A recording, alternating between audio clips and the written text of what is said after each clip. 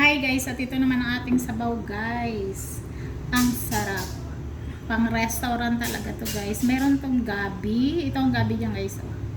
Yan, meron siyang tofu and mushroom. And then meron siyang pork.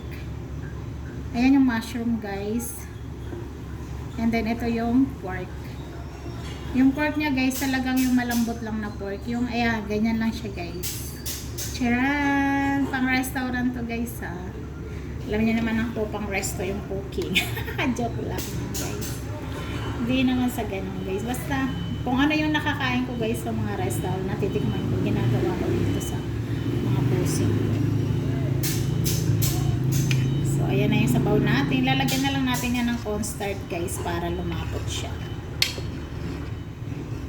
Sarap yan guys. Para iba naman yung sabaw nila.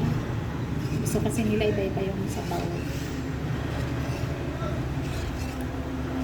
Tapos nilagyan ko lang yan guys ng light na soy sauce. Light na soy sauce lang guys. Ha?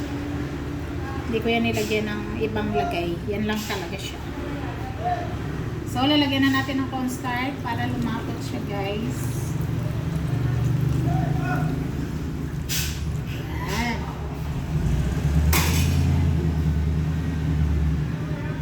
Wow! Yummy soup! Wow! Ang sarap ng soup ko guys for lunch today. Talaga namang pang restaurant attack.